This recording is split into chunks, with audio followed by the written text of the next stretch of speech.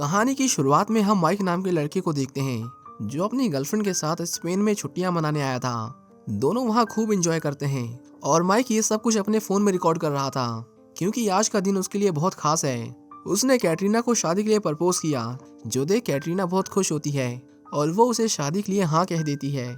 इसी खुशी में माइक अपनी एंगेजमेंट को सेलिब्रेट करने के लिए एक ड्रिंक लेने जाता है, पर जब वो ड्रिंक ले रहा था तभी कुछ हथियारबंद लोग बोट से उतरते हैं और वहां मौजूद लोगों पर फायरिंग करने लगते हैं। माइक दौड़कर कैटरीना के पास जाने की कोशिश करता है, पर इस दौरान उसे भी गोली लग जाती है। उसके पैर से बहुत ज्यादा खून बह रहा था, पर तभी उसने कैटरीना को देखा जो बहुत ज्यादा डरी हुई थी। माइक ने उसके पास जाने की कोशिश की, पर तभी एक टेररिस्ट उसकी आंखों के सामने कैटरीना को गोली मार देता है। अपने आखिरी पलों में वो सिर्फ माइक को याद कर रही थी, पर ये बेरहम लोग उसे घसीटकर जमीन पर गिरा देते हैं और एक आदमी उसे दोबारा से गोली मार देता है, जिसके बाद वो माइक के सामने ही दम तोड़ देती है। उस टेररिस्ट अटैक में कैटरीना समेत कई इनोसेंट लोग मारे जाते हैं। उस एक पल ने माइक की जिंदगी को हमेशा के लिए बदल कर रख दिया। इसके 18 महीने बाद हम माइक को देखते हैं जो अभी तक जिंदा था। गोली लगने वालों में वो अकेला था जो बच गया, पर अब उसकी जिंदगी पूरी उजड़ चुकी थी। उसे बहुत पछतावा था कि वो कैटरीना को बचाने के लिए कुछ नहीं कर सका। हालांकि माइक हाथ पर हाथ रखकर बैठने वालों में से नहीं था। वो उन लोगों से बदला लेना चाहता था जिन्होंने ये टेररिस्ट अटैक प्लान किया था। इन 18 महीनों में उसने लड़ने और हथियार चलाने की ट्रेनिंग ली और अब वो इतना घातक हो गया था कि वो अकेला उनके पूरे गिरोह को खत्म कर सकता था। लेकिन समस्या ये थी कि दुश्मन उसके देश के नहीं थे। उस दिन बीच पर अटैक करने वाले टेररिस्ट इराक से आए थे, जहाँ जाने के लिए उसे लंबी प्लानिंग की जरूरत थी। जिहादियों के गिरोह में शामिल होने के लिए उसने हर दिन खुद को तैयार किया। इस्लाम और जिहाद की किताबों को उसने इस कदर अपने जहन में उतार लिया कि उसे देखकर कोई बता ही नहीं सकता था कि वो एक जिहादी नहीं है। हर रात एक सीक्रेट आईपी एड्रेस से वो उन टेररिस्ट से उर्दू और अरबी भाषा में बात करता। वो उन्हें भरोसा दिलाता कि वो भी उन्हीं की तरह बनना चाहता है और अपने भाइयों की मौत का बदला लेना चाहता है जिन्हें उन अमेरिकियों ने मार डाला। सामने से उसे एक वीडियो भेजा जाता है। जब माइक ने उस वीडियो को प्ले किया तो उसमें उसे कुछ अमेरिकन सोल्जर्स दिखाई दिए जो इराक के आम लोगों को मार रहे थे। इसी वीडियो का इस्तेमाल करके उनका लीडर अल मसूर नए टेररिस्ट को अपने गिरोह में शामिल करता था और ये वही आदमी था जिसने कैटरीना पर आखिरी गोली चलाई थी। महीनों तक उनसे बात करने के बाद आखिरकार उसे उनसे मिलने का मौका मिल ही गया। माइक चुपचाप उनके ऑर्डर्स को फॉलो करते हुए लीबिया में आता है, जहां उसे कुछ लोग मिले जो उसे एक और आदमी के पास लेकर जाते हैं। उन्होंने उसका चश्मा और बैग उतरवाया और उसकी अच्छे से जांच की ताकि ये पक्का किया जा सके कि वो कोई जासूस तो नहीं। इसके बाद उस पर काला कपड़ा डालकर उसे अल मशहूर के सामने पेश किया जाता है। उसे देखते ही माइक की आंखों के सामने वो मंजर आ गया जब उसने उसके मंगेतर को मारा था। अल मसूर उससे इस्लाम के बारे में ऐसे ऐसे सवाल पूछता है जो सिर्फ एक सच्चे मुसलमान को ही पता होते, पर माइक उसके हर सवाल का बिल्कुल सही जवाब देता है। वो कहता है, मैं कुर्बान होने के लिए तैयार हूँ, आपका भरोसा जीतने के लिए मुझे क्या करना होगा। अल मसूर थोड़ी देर सोचता है और इसी बीच माइक ने एक छोटे से ब्लेड से अपने हाथ पर लगे टेप को काटना शुरू कर दिया, पर इससे पहले वो उसे मार पाता अचानक कोई सीधा उसके सर में गोली मारता है, जिससे वो तुरंत मर गया। जल्द ही यूएस फोर्सेस उन पर हमला कर बाकी टेररिस्ट को भी मार डालती हैं। माइक अल मसूर को अपने हाथों से मारना चाहता था, इसलिए उसके मरने के बाद भी वो उसे तब तक चाकू से स्टैब करता रहता है जब तक यूएस मिलिट्री ने उसे अरेस्ट नहीं कर लिया। इसके 30 दिन बाद हम माइक को फिर से देखते हैं जो अपने असली रूप में वापस आ चुका था। इन 30 दिनों में एफबीआई ने उससे अच्छे से पूछताछ की। यहाँ पता चला कि वो उस पर पिछले 6 महीनों से नजर रख रहे थे। वो जो करना चाहता था एफबीआई ने उसे करने दिया, क्योंकि सिर्फ वही था जो उन्हें अल मसूर के इतने पास ले गया। उसके बिना वो उसे कभी नहीं पकड़ पाते। इसके बाद एफबीआई की डिप्यूटी डायरेक्टर आयरीन खुद उससे मिलने जाती है और उसे कहती है कि हम समझ नहीं पा रहे कि तुम्हारे साथ क्या करें। बहुत से लोग चाहते हैं कि तुमने जो किया उसके लिए हम तुम्हें जेल में डाल दें, पर मैं तुम्हारी मदद कर सकती हूँ अगर तुम हमारा साथ दो। तो वो चाहती थी कि माइक अब CIA के लिए काम करे, पर माइक कहता है कि आपको नहीं लगता कि मैंने 18 महीने पहले ये सोचा होगा कि मुझे CIA ज्वाइन करना चाहिए, पर मैंने मंसूर को अपने दम पर ढूंढने की ठानी क्योंकि मुझे पता था कि मैं कर सकता हूँ। आयरीन समझ जाती है कि ये ऑर्डर्स फॉलो करने वालों में से नहीं है, इसलिए वो उसे आखिरी बार समझाते हुए कहती है कि या तो वो उनके साथ मिलकर काम करे या फिर उसे जेल में डाल दिया जाएगा। आयरीन अपने बॉस के पास जाती है और उन्हें बताती है कि ये लड़का कमाल का है, शायद अब तक में सबसे बढ़िया।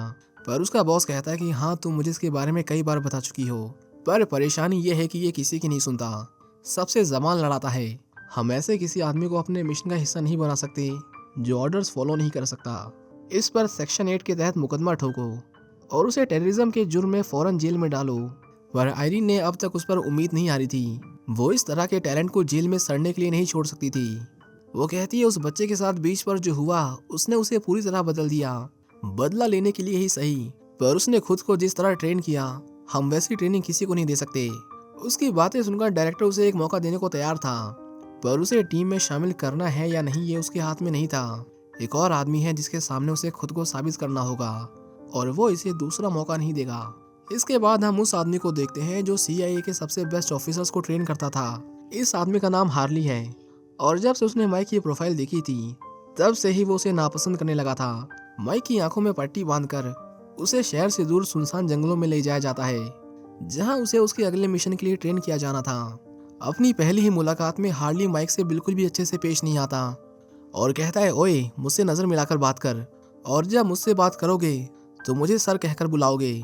हार्ली जानना चाहता था कि वो यहाँ किस लिए आया है, क्योंकि अगर वजह पता नहीं होगी तो उसके जैसे लड़के उसकी ट्रेनिंग में एक दिन भी नहीं टिक पाएंगे। पर माइक उसे अपनी बैक स्टोरी बताकर और टाइम वेस्ट नहीं करना चाहता था। वो बोला, ठीक है फिर एक काम करो, मुझसे लड़कर देखो, 20 सेकंड्स में पता चल जाएगा कि मैं आपके सिलेक्शन प्रोसेस में खरा उतरता हूँ या नहीं। हार्ली को ऐसे लोगों का कॉन्फिडेंस तोड़ने में बहुत मजा आता था, इसलिए वो बिना देर किए उसे ग्राउंड में ले जाता है। अब दोनों एक दूसरे के सामने थे। हार्ली कहता है, मारो मुझे, पर माइक ने जैसे उस पर हमला किया वो उसे बस एक ही झटके में नीचे गिरा देता है और उसकी गर्दन पर चाकू रख देता है। बस उसका एक वार और माइक वहीं के वहीं लाश बन जाता। ये तो साफ था कि वो उससे बेस्ट नहीं है, पर अब ये देखना बाकी था कि क्या माइक वहाँ मौजूद लोगों में से बेस्ट है कि नहीं। ये जानने के लिए वो उसकी विक्टर से फाइट करवाता है। विक्टर ने जैसे उस पर चाकू से वार किया, माइक उसके ब्लेड को ही पकड़ लेता है और उसे बहुत मारता है। विक्टर बोला, भला ब्लेड कौन पकड़ता है, पर यही चीज तो उसे दूसरों से ज्यादा खतरनाक बनाती थी। दोनों में जबरदस्त फाइट होती है, पर आखिर में माइक ये लड़ाई जीत जाता है। हालांकि ये लड़ाई हार या जीत के बारे में नहीं थी, बल्कि ये एक सबक था। इसके बाद उन्हें और ट्रेन करने के लिए उन सबको एक स्पेशल ग्लासेस और एक बिजली का झटका देने वाली जैकेट पहनाई जाती है। उस चश्मे के अंदर कुछ लोगों के चेहरे दिखाई जाते हैं। हार्ली उन्हें उन सबके चेहरे याद करने को कहता है और बताता है कि ये सब तुम्हारे टारगेट्स हैं जो कभी भी और कहीं से भी हमला कर सकते हैं। अगर उन्होंने तुम्हें गोली मारी तो तुम्हें एक जोर का झटका लगेगा, या फिर अगर तुम उन्हें मारते वक्त किसी आम इंसान को मारते हो तो और बड़ा झटका लगेगा। रूल्स बताने के बाद ट्रेनिंग शुरू होती है और उन सबको अपने टारगेट्स के वर्चुअल चेहरे दिखाई जाते हैं। उन्हें जितनी बार गोली लगती उन्हें उतनी बार करंट दिया जाता और ये करंट इतना तेज था कि उनमें से कई लोग ट्रेनिंग को बीच में ही छोड़ देते हैं। माइक को भी कई झटके लगते हैं, पर वो बाकियों की तरह हार नहीं मानता। वो किस हद तक जा सकता है ये देखने के लिए हार्ली जानबूझकर उन लोगों के बीच अल मंसूर को डाल देता है और बस यहीं उसकी कमजोरी पकड़ आ गई। इस दौरान उसे कई झटके लगते हैं, पर वो फिर भी नहीं रुकता। इससे पहले वो मर जाता, टेस्ट को वहीं रोक दिया जाता है। वहीं दूसरी ओर FBI को पता चलता है कि एक रशियन फैसिलिटी से 15 किलो प्लूटोनियम चोरी हो गया है। उनका अनुमान था कि टेररिस्ट इसका इस्तेमाल न्यूक्लियर वेपन बनाने में करने वाले थे।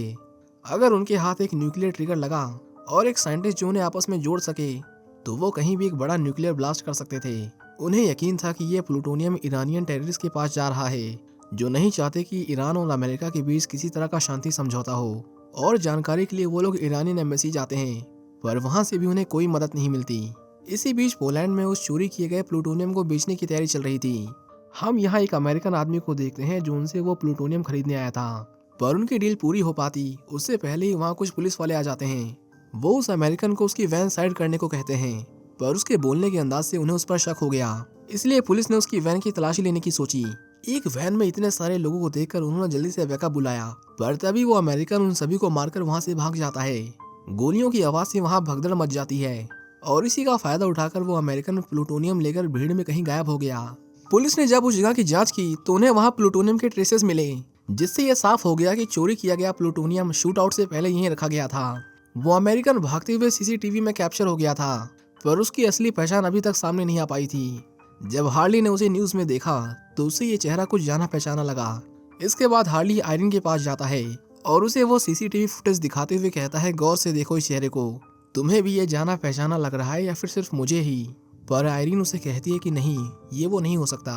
उसे तो कई साल पहले ड्रोन स्ट्राइक में मार दिया गया था, उसका बचना नामुमकिन है। पर हार्ली को पूरा यकीन था कि ये वही है, क्योंकि CIA को कभी उसकी लाश नहीं मिली। पता चलता है कि वो आदमी जो प्लूटोनियम की चोरी करके भागा था वो कभी CIA के लिए काम करता था और उसे हार्ली ने ही ट्रेन किया था, पर आगे चलकर उसने अपने ही देश के साथ गद्दारी की और एक मर्सिनरी बन गया।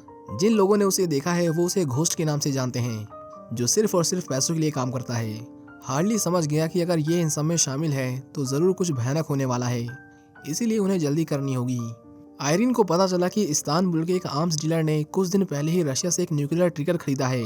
ये कोई इत्तेफाक नहीं हो सकता, जरूर वो इसे घोस्ट को बेचने वाला था। इसके बाद हार्ली माइक के पास जाता है क्योंकि उसे उसका एक आखिरी सबक सिखाना अभी बाकी था। वो जानबूझकर उसके सामने कैटरीना की वो वीडियो प्ले कर देता है जो उस दिन माइक ने अपने फोन से रिकॉर्ड की थी। माइक ने उसे वीडियो बंद करने को कहा पर हार्ली और वॉल्यूम बढ़ा देता है, जिससे माइक का गुस्सा ट्रिगर हो गया और वो हार्ली पर टूट पड़ा। पर हार्ली केबल से उसकी गर्दन जकड़ लेता है और कहता है कि तुमने बहुत बड़ी गलती की। तुम्हारे इमोशंस तुम्हारे फैसलों के बीच आते हैं। आइंदा कभी इमोशंस को पर्सनल मत होने देना, वरना जान से हाथ धो बैठोगे। माइक उसकी बात को अच्छे से समझ जाता है, जिसके बाद उसे भी मिशन का हिस्सा बना लिया गया। अगले दिन वो तीनों इस्तानबुल जाते हैं, जहां उन्हें अनिका नाम की एक और सीआईए एजेंट मिली जो इस मिशन में उनका साथ देने वाली थी। वो उस आर्म्स डीलर का पीछा करते हैं और देखते हैं कि वो होटल में जाने से पहले किसी से बात कर रहा था। हार्ली उन्हें इंतजार करने को कहता है पर माइक उसके ऑर्डर्स को फॉलो नहीं करता और बड़ी चालाकी से उस दूसरे आदमी का फोन चोरी कर लेता है। जब उन्होंने उसे हैक किया तो पता चला कि कल एक रेस्टोरेंट में वो आर्म्स डीलर किसी को वो न्यूक्लियर ट्रिगर देने वाला था। अब उनका मिशन आसान था, टारगेट को खत्म करो और पैकेज को हथिया लो। अगले दिन वो उस रेस्टोरेंट के बाहर बैठकर उस आर्म डीलर्स के आने का इंतजार करते हैं, लेकिन जब वो आया तो उन्होंने देखा कि उसके साथ मिलिट्री के कुछ लोग भी थे। उन्हें हटाए बिना वो इस मिशन को अंजाम नहीं दे सकते थे। जिसके बाद चार्ली चुपके से उनमें से एक को धर दबोचता है और उसे कहता है कि अपने साथियों को बताओ कि यहाँ से कुछ दूर एक बॉम्ब ब्लास्ट हुआ है। उसने वैसा ही किया, जिसके बाद वहाँ तैनात सारे ऑफिसर उसकी बताई हुई लोकेशन पर चले जाते हैं। रास्ता साफ होने के बाद विक्टर, जो इस मिशन को लीड कर रहा था, सबसे पहले रेस्टोरेंट के अंदर जाता है। उसके पीछे पीछे माइक भी अंदर जाता है। यही हम घोस्ट को देखते हैं जो उस आर्म्स डीलर से वो न्यूक्लियर ट्रिगर लेने आया था। वो बात कर ही रहे थे कि तभी उसकी नजर विक्टर पर पड़ी, जिसके बाद उसने बिना देर किए एक चाकू उठाया और उसे विक्टर को स्टैब कर दिया।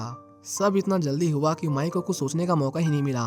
विक्टर मर चुका है ये पता चलते ही हार्ली मिशन को टर्मिनेट कर देता है और उसे जल्दी से वापस लौटने को कहता है, पर ये उन्हें पकड़ने का आखिरी मौका था। इसलिए माइक एक बार फिर उसके ऑर्डर्स को फॉलो ना करते हुए उस आर्म डीलर्स का पीछा करता है। घंटों तक उसका पीछा करने के बाद आखिर में वो एक बिल्डिंग के पास आता है, पर वो जैसे ही अंदर घुसा सिक्योरिटी डॉग उस पर अटैक कर देते हैं। उनसे बचने के लिए वो एक कार में छुप गया और फिर उन डॉग्स को ठिकाने लगाने के बाद माइक सबसे बचते हुए उस आर्म डीलर के घर में घुस गया। वो बड़ी सावधानी से आगे बढ़ रहा था, पर तभी एक औरत उसे देख लेती है, जिसके बाद शोर सुनकर गार्ड्स अंदर आ गए और उस पर फायरिंग शुरू कर दी। माइक उस गार्ड से फाइट करता है और उसे मारकर उस आर्म्स डीलर के पास जाता है। वो आदमी माइक से अपनी जान की भीख मांग रहा था, पर माइक उस पर जरा भी रहम न दिखाते हुए उसे गोली मार देता है। उसने अपना मिशन पूरा किया, पर फिर भी हार्ली उस पर बहुत गुस्सा था क्योंकि उसने उसके डायरेक्ट ऑर्डर्स तोड़े। वो आयरिन से उसकी शिकायत करते हुए कहता है कि इस गधे को ऑर्डर्स लेना भी नहीं आता, इसकी इस तरह की हरकत से हम पकड़े जा सकते थे। पर आयरिन उसे समझाती है कि माइक ने जो किया वो कोई और करने की सोच भी नहीं सकता था। उसने अपनी जान को खतरे में डालकर नए एविडेंस लाए। उस आर्म्स डीलर के लैपटॉप को हैक करके उन्हें पता चला कि कल एक मीटिंग होने वाली है और उनका शक सही था। घोस्ट उनका ही ट्रेन किया हुआ सोल्जर है जो अब उन्हें बर्बाद करने पर तुला हुआ था। उसके पास ट्रिगर था, अब उसे एक फिजिसिस्ट की जरूरत थी जो उन्हें आपस में जोड़ सके। इसके बाद वो सब रोम में जाते हैं जहां वो फिजिसिस्ट पैसे लेने आने वाला था। वहीं दूसरी ओर हम कुछ ईरानी लोगों को देखते हैं जो घोस्ट से मिलने आए थे।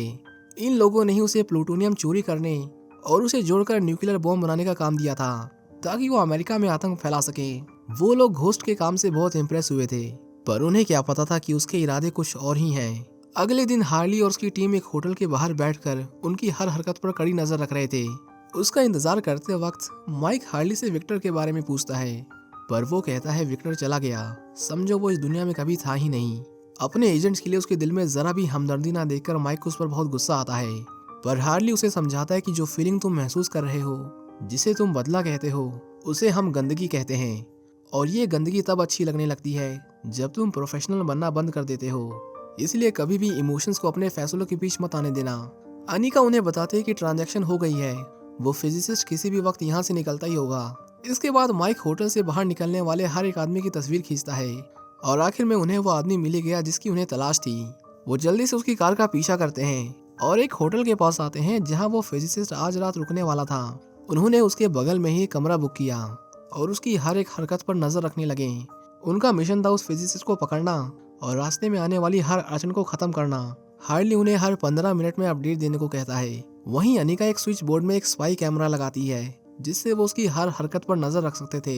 वो साइंटिस्ट तो आराम से सो जाता है पर माइक एक सेकंड के लिए भी उस पर से अपनी नजर नहीं हटाता। अनिका उसके पास आती है और कहती है कि मैं समझ सकती हूँ कि किसी अपने को खोने पर कैसा महसूस होता है। वो उसके करीब आने की कोशिश करती है पर माइक का पूरा ध्यान सिर्फ और सिर्फ अपने टारगेट पर था। वो बात कर ही रहे थे कि तभी घोस्ट उनके स्पाई कैमरा के सामने आकर खड़ा हो गया। इसी बीच उसका आदमी उन्हें मारने की कोशिश करता है और दूसरे ने अनिका के सर पर बंदूक रख दी। इस बार वो दोनों बुरे फंसे थे क्योंकि घोस्ट हमेशा से एक कदम आगे था। वो उनसे हार्ली के बारे में पूछता है पर दोनों में से कोई अपना मुंह नहीं खोलता। वहीं हार्ली को जब 15 मिनट में कोई सिग्नल नहीं मिलता तो वो समझ जाता है कि कुछ तो गड़बड़ है। घोस्ट उन्हें मारने ही वाला था कि तभी हार्ली ठीक वक्त पर वहां पहुंच गया। वो सबको मार डालते हैं पर घोस्ट इस बार भी उनके हाथों से बचकर भाग गया। खुशकिस्मती से उन्होंने उस साइंटिस्ट को पकड़ लिया था। वो उसे होटल से दूर ले जाते हैं और हार्ली उस पर पेट्रोल छिड़ककर उससे कुछ सवाल जवाब करता है। इसी बीच माइक पूछता है कि वो आदमी कौन था और वो आपके पीछे क्यों पड़ा है, पर हार्ली इस वक्त उसके किसी भी सवाल का जवाब देने के मूड में नहीं था। वो उसे कमरे की चाबी देता है और कहता है कि मेरे अगले ऑर्डर्स का वेट करना। माइक बस उस आदमी के बारे में ही सोच रहा था पर अनिका उसे कहती है कि थोड़ा आराम कर लो, घोस्ट को हम कल ढूंढेंगे। पर ये सुनते ही माइक एकदम से चौकन्ना हो जाता है और पूछता है तुम्हें कैसे पता चला उसका नाम घोस्ट है। अनिका कहती है मुझे हार्ली ने बताया, पर माइक समझ गया कि वो झूठ बोल रही है। वो तुरंत ही उसका गला दबा देता है और पूछता है तुम किसके लिए काम करती हो। पर अनिका उसे बार बार झूठ बोल रही थी जिसके बाद उसने अपने तरीके से सच उगलवाना शुरू किया। वो उसका मुंह पानी में डाल देता है और उसे तब तक डुबाता रहा जब तक उसने सच नहीं बोल दिया। पता चला कि वो ईरानियन जासूस थी जो उनकी हर खबर ईरानियन गवर्नमेंट तक पहुंचा रही थी। इसके बाद वो उसे हार्ली के पास ले जाता है। वो बोला तुम सही थे माइक, एक ईरानियन जासूस को तोड़ना इतना आसान नहीं। उसे पता चल गया था कि वो इन्फॉर्मेशन किससे शेयर कर रही थी और खुशकिस्मती से वो उसका अच्छा दोस्त था। हार्ली कहता मैं उससे मिलने वाला हूँ और तुम इसके बारे में किसी को नहीं बताओगे। इसके बाद हार्ली अपने उस ईरानियन दोस्त से मिलने जाता है जो उसे बताता है कि अनिका मेरी ही भांजी है और मैंने ही उसे तुम पर निगरानी करने के लिए भेजा था। हालांकि वो उनके खिलाफ नहीं था, वो बस जानना चाहता था कि CIA क्या कर रही है। हार्ली को पता चला कि इन सब के पीछे जनरल रुस्तमी और उनके डिफेंस मिनिस्टर बहरूज का हाथ है क्योंकि ये लोग ईरान और अमेरिका के बीच हुई न्यूक्लियर ट्रीटी से बिल्कुल भी खुश नहीं है और उन्होंने ही उस अमेरिकन मर्सिनरी को चुना है।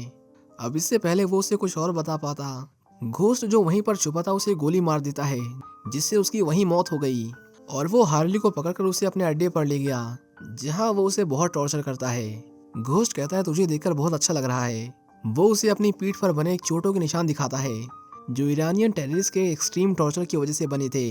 घोस्ट कहता है तू मुझे बचा सकता था हार्ली, पर तूने ऐसा नहीं किया और मुझे उनके हाथों मरने के लिए छोड़ दिया। लेकिन पता है अपनी इस हालत के लिए मैंने आज तक उन्हें कभी दोष नहीं दिया क्योंकि उन्होंने तो मुझे छोड़ दिया था। वो तू था जिसने मुझे धोखा दिया, तुझे मुझे बचाना चाहिए था। पर हार्ली उसे समझाता है कि किसी ने उसे धोखा नहीं दिया, ऐसा कभी नहीं होता अगर वो ऑर्डर्स फॉलो करता। तू अपने साथ 10 और आदमियों की जान खतरे में डाल रहा था और तू जानता था कि मैं ऐसा कभी नहीं होने दूंगा, फिर भी तूने अपनी करी। उधर माइक को भी पता चल जाता है कि घोस्ट ने उन्हें किडनैप कर लिया है, पर अफसोस अब ये मिशन ईरानियन इंटेलिजेंस और CIA के हाथ में चला गया था। आयरिन उसे कहती है तुम्हारा काम खत्म हुआ, अब तुम घर जा रहे हो। पर माइक कहाँ ऑर्डर्स फॉलो करने वाला था। वो उनका ट्रैकर चोरी कर लेता है और जो ईरानियन ऑफिसर्स अनिका को अपने साथ ले जा रहे थे उन्हें मारकर अनिका को छुड़ा लेता है। उनके पास अब डिफेंस मिनिस्टर बहरूज की लाइव लोकेशन थी जिसे फॉलो करते हुए वो जितनी जल्दी हो सके उतनी जल्दी उस न्यूक्लियर बॉम्ब तक पहुंचने की कोशिश करते हैं। इसी बीच घोस्ट हार्ली को बुरी तरह टॉर्चर करता है और उससे उस नए लड़के के बारे में पूछता है, लेकिन हार्ली मर जाता पर कभी उसे माइक के बारे में नहीं बताता। वो कहता है वो भी तेरी तरह सनकी है, हमेशा अपनी मन की करता है, मुझे भी नहीं पता वो इस वक्त कहाँ होगा। ये सुनते ही घोस्ट पानी में हाई वोल्टेज की वायर फेंक देता है जिससे हार्ली को जोर का झटका लगा और वो बेहोश हो गया। जब उसे होश आया तो उसे और टॉर्चर किया जाता है और इसी बीच हार्ली ने गुस्से में उसका कान काट लिया। वो उसे और गुस्सा दिलाता है ताकि वो उसे मार दे, पर घोस्ट उसे इतनी आसान मौत नहीं देना चाहता था। बहरूज कहता है काम पूरा हो गया, जल्दी से अपना पर्सनल मैटर खत्म करो, हमें और भी काम करने हैं। पर हार्ली उसे कहता है कि वो तुम्हारे साथ खेल रहा है, ये बॉम्ब तुम्हारे लिए नहीं है, उसके लिए है। पर इससे पहले वो कुछ समझ पाते घोस्ट वहाँ मौजूद हर एक आदमी को खत्म कर देता है। उसने जल्दी से बॉम्ब का काउंटडाउन शुरू कर दिया और अगले 19 मिनट में ये न्यूक्लियर बॉम्ब ऐसी जगह पर फटने वाला था जिस जगह से उसे सबसे ज्यादा नफरत थी। वहीं माइक बहरूज को फॉलो करते हुए उसकी लोकेशन पर पहुंच जाता है जहां उसने देखा कि कुछ लोग सीक्रेटली एक टनल में जा रहे थे। वो बिना देर किए उसके अंदर जाते हैं पर आगे चलकर उन्हें एक गेट मिलता है जिस पर ताला लगा हुआ था। अनिका आसानी से उसके पार चली जाती है, जिसके बाद उसने उसे आगे बढ़ते रहने को कहा। थोड़ी दूर जाते ही उसे बहरूज मिला जो बुरी तरह घायल था। उसने उसके अंकल को मरवाया था, इसलिए वो भी उसे गुस्से में गोली मार देती है। पर गोली की आवाज सुनते ही घोस्ट एकदम से चौकन्ना हो जाता है और जल्दी से वहां से निकलने लगता है। उधर माइक भी समझ गया कि हालात काबू से बाहर जा चुके हैं, इसलिए वो अपनी कार से सबको उड़ाते हुए सीधा उस टनल के अंदर घुस जाता है।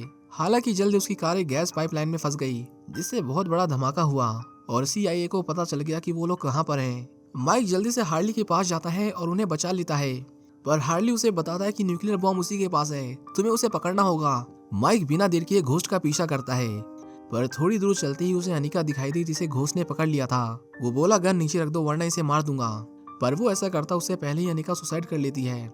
माइक ने उसे पकड़ने की कोशिश की, पर तभी एक और आदमी उसके रास्ते में आ जाता है और जब तक वो उसे ठिकाने लगाता तब तक घोस्ट बहुत दूर जा चुका था। माइक उसका पीछा करता है और देखता है कि वो बोट लेकर भागने की कोशिश कर रहा था, पर वो ऐसा कर पाता उससे पहले ही माइक उसकी बोट पर कूद जाता है। उन दोनों के बीच जबरदस्त फाइट होती है और उनकी बोट भी अपनी फुल स्पीड पर आगे बढ़ रही थी। घोस्ट उसे खत्म करने के लिए एक चाकू निकालता है और कहता है तो इस बॉम्ब को नहीं रोक पाएगा, जिस तरह उस बीच पर अपनी गर्लफ्रेंड को मरने से नहीं रोक पाया। बस ये सुनते ही माइक उस पर पागलों की तरह टूट पड़ा और उसकी इसी कमजोरी का फायदा उठाकर घोस्ट उस पर भारी पड़ने लगता है। इसी बीच हार्ली हेलीकॉप्टर से उसकी बोट का पीछा कर रहा था। पहले तो उसे लगा कि वो समुद्र में मरना चाहता है, पर फिर उसे याद आया कि यहाँ से कुछ किलोमीटर दूर US नेवी का बेस है। वो समझ गया कि घोस्ट अमेरिकन नेवी को उड़ाना चाहता है, जिसके बाद उसने आयरीन को तुरंत उन्हें अलर्ट जारी करने को कहा। वहीं दूसरी ओर घोस्ट जो उसे मारने ही वाला था कहता है कि मुझे लगता है कि हार्ली तुझे ठीक से नहीं सिखा पाया कि कभी भी किसी चीज को पर्सनल मत लो। बस इतना कहकर वो उसे मारने ही वाला था कि तभी माइक ने उसके चाकू का ब्लेड पकड़ लिया और बोला उन्होंने सबसे पहले मुझे यही सिखाया था। और बस इतना कहकर उसने उसी तरह उसकी गर्दन में चाकू घुसा दिया जिस तरह हार्ली ने उसे सिखाया था। घोस्ट मर जाता है और माइक देखता है कि उस बॉम्ब को फटने में सिर्फ 3 मिनट बचे हुए थे, इसलिए जल्दी से वो उस बोट को US नेवी से दूर ले जाने लगा। वहीं हम देखते हैं कि नेवी वाले उसकी बोट को उड़ाने के लिए मिसाइल तैयार करते हैं। आयरीन उन्हें ऐसा करने से मना करती है क्योंकि बोट में माइक भी था, पर अगर वो ऐसा नहीं करते तो बॉम्ब डेटोनेट हो जाता। वहीं हार्ली माइक को रोकने की कोशिश करता है और कहता है माइक बॉम्ब को पानी में फेंक दो, पर माइक उसकी नहीं सुनता। वो बोट को जितनी दूर हो सके उतनी दूर ले जाना चाहता था, फिर चाहे इसमें उसकी जान ही क्यों ना चली जाए। लेकिन हार्ली उसे इन्फॉर्म करता है कि US नेवी अगले 20 सेकंड में उसकी बोट को उड़ाने वाली है, वो ज्यादा दूर नहीं जा पाएगा। जिसके बाद माइक मान जाता है और उस बॉम्ब को पानी में फेंक देता है। एक रस्सी की मदद से उन लोगों ने माइक को ऊपर खींच लिया और नेवी भी उस पर फायर नहीं करती जब उन्हें पता चलता है कि उस बोट में बॉम्ब नहीं है। जल्द ही बॉम्ब डेटोनेट हो गया, जिससे समुद्र में हजारों फीट गहरा सिंकहोल बन जाता है। ये धमाका इतना बड़ा था कि समुद्र में ऊंची ऊंची लहरें उठने लगी, जिससे वहां सुनामी आ जाती है। हार्ली का हेलीकॉप्टर अपना बैलेंस खोकर क्रैश करने लगता है, पर पायलट ने समय रहते उसे संभाल लिया। वहीं नेवी बेस पर भी समुद्र की लहरें सब कुछ तबाह कर देती हैं, पर खुशकिस्मती से इतने बड़े न्यूक्लियर एक्सप्लोजन में भी किसी की जान नहीं गई। माइक कहता है कि आपको मेरे लिए नहीं आना चाहिए था, पर हार्ली जानता था कि अगर वो ऐसा नहीं करता तो शायद एक और घोस्ट पैदा हो जाता। हालांकि वो मजाक करते हुए कहता है कि इसकी आदत मत डाल लेना बच्चे। इसके बाद हम माइक को देखते हैं जो मिशन पूरा होने के बाद दुबई में छुट्टियां मना रहा था। उधर आयरीन हार्ली से मिलने जाती है, जो अभी तक अपनी चोट से रिकवर कर रहा था। उन्होंने न्यूज में देखा कि उस दिन जो न्यूक्लियर धमाका हुआ था उसका सारा दोष जनरल रुस्तामी अमेरिका पर डालता है, जिसकी वजह से अमेरिका और ईरान के बीच हुई न्यूक्लियर ट्रीटी पर खतरा मंडराने लगा था। हालांकि रुस्तमी ने अपने भड़काऊ बयान से काफी सुर्खियां बटोरी और ऐसा लग रहा था कि ईरान का अगला प्रेसिडेंट वही बनेगा, और अगर ऐसा हुआ तो दोनों देशों के बीच कभी भी जंग हो सकती है। आयरीन पूछती है माइक कहाँ पर है, जिस पर हार्ली बोला मुझे कैसे पता होगा। तभी उसने न्यूज में देखा कि जनरल रुस्तमी दुबई में है और उसे याद आया कि माइक भी वहीं जाने की बात कर रहा था। इसका मतलब कि वो वहाँ छुट्टियां मनाने नहीं गया था, बल्कि एक अधूरे काम को पूरा करने गया था। वहीं हम दुबई में जनरल रुस्तमी को देखते हैं, जो अपने लोगों के साथ एक लिफ्ट में जाता है और हम देखते हैं कि उस लिफ्ट में माइक भी था। बस इसी के साथ ये कहानी यहीं खत्म हो जाती है। उम्मीद करता हूँ कि आपको ये मूवी पसंद आई होगी। Thank you for watching, see you in the next one.